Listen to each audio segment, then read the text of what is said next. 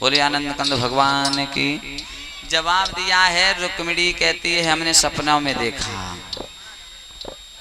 ब्राह्मण जी कहने लगे सपने में बिटिया कहूँ अपने ना होते काल बाबरी भैया। बोले नहीं ब्राह्मण जी, यदि हमारा तुम पत्र पहुंचा दोगे तो तुम्हें बहुत माल खजाना देंगे हम, और तुम नहीं गए तो हम मर जाएंगे तुम्हारी आंखों के सामने, लेकिन किसी के साथ शादी करके नहीं जाएंगे।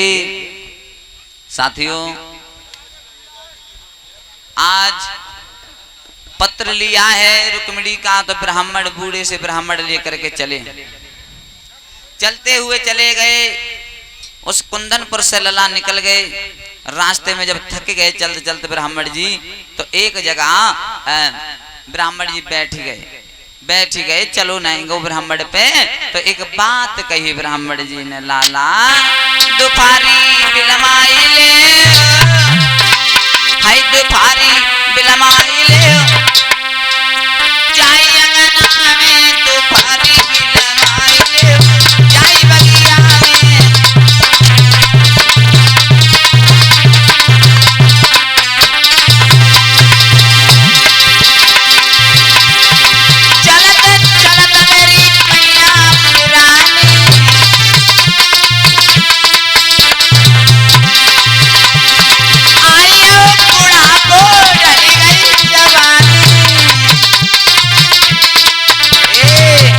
कचौहरी गुड़ गाइले,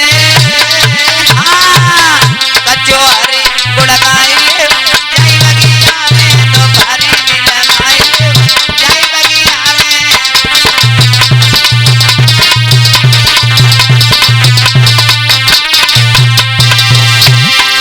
बूढ़े से ब्राह्मण है, चलो नाएंगो, तो एक वृक्ष के नीचे बैठ गए और कह रहे ब्राह्मण जी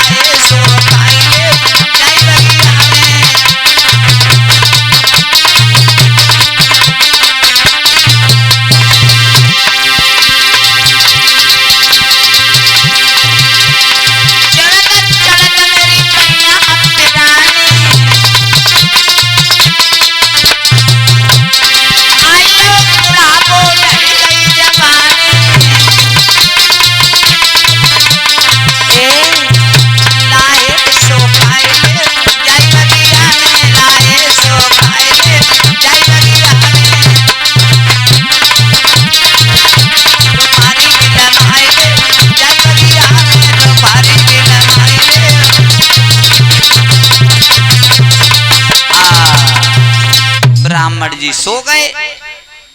खाते रहे गाते रहे तब तक सो गए ब्राह्मण जी। उधर देखा भगवान ने कि हमारी रुक्मिणी का भेजा हुआ ब्राह्मण रास्ते में सो गया। योग माया से इशारा किया भगवान ने, चले जाओ और ब्राह्मण जी को सोते सोते हमारी द्वारकापुरी में लेके आओ। देर नहीं की,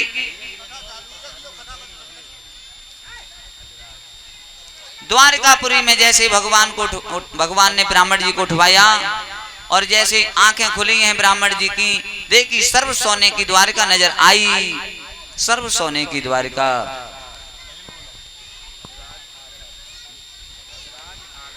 श्रीमान अदराज भैया जी जो आगरा से, इनकी तरफ से 101 पुष्पमुद्राएं हमारे करीब आई हैं।